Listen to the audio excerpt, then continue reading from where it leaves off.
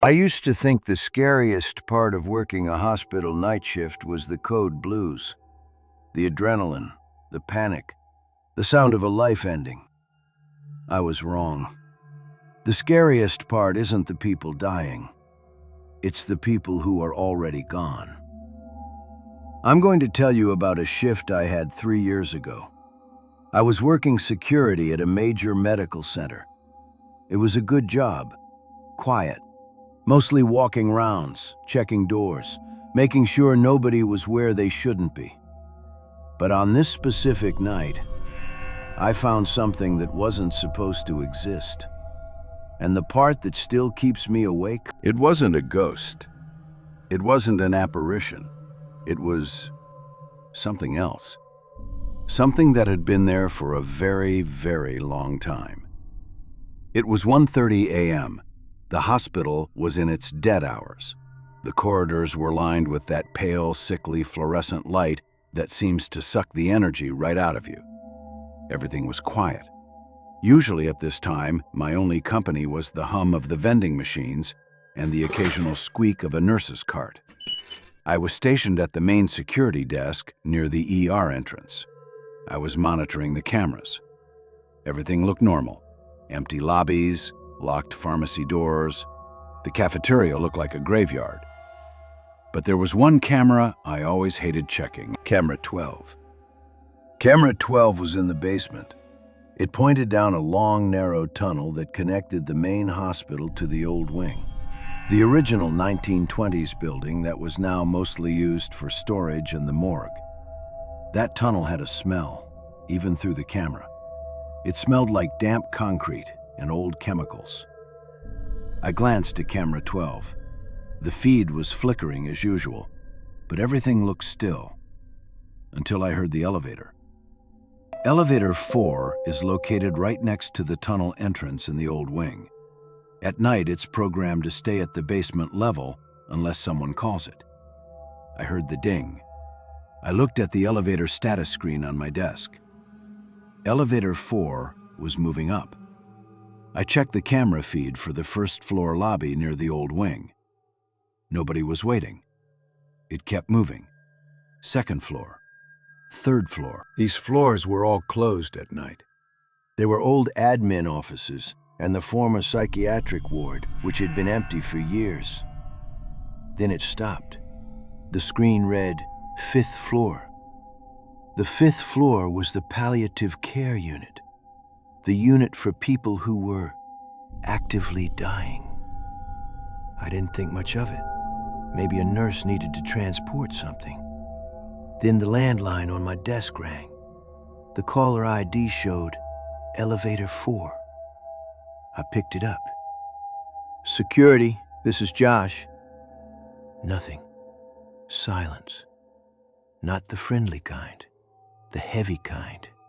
The kind where you know someone is breathing on the other end, but they are trying very, very hard not to be heard.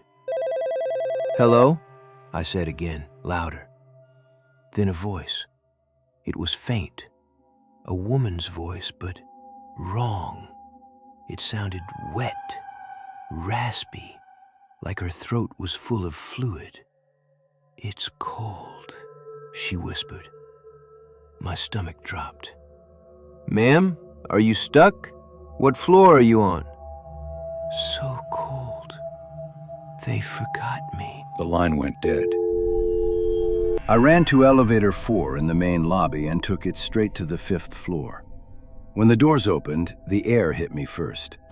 The palliative care unit always has a specific feel, but tonight it felt different. Heavy. The light over the nurse's station was off. I walked down the hallway. The palliative unit was almost full. Every room had a name on the door. I went straight to the nurse's station. It was empty. That was weird. A nurse should always be at the desk. I noticed something on the floor. A clipboard. It had a patient roster on it. I picked it up. I scanned the names. None of them were a woman who sounded like the voice on the phone. Then I heard a noise from room 502. It was the room at the very end of the hall. The one that was always kept empty because the family of the last patient who died there complained of a bad feeling. The door was slightly ajar. I pushed it open. The room was freezing. The window was cracked open, and a cold night breeze was blowing the curtains. The bed was empty. The mattress was stripped. There was nobody there. But on the pillow, there was an indentation, like someone had just been resting their head there. I walked over to the window to shut it. I looked down 5 stories to the street below. When I turned back to the bed, the indentation was gone. The mattress was perfectly flat. I was spooked. I went back to the main desk and tried to call the 5th floor nurse supervisor on her cell. No answer. Around 3 a.m., I got a different call. This one was from the morgue technician, Gary. Gary was a cynical, older guy. He didn't believe in anything he couldn't dissect. "Need some help down here," Gary said. His voice was unusually tight.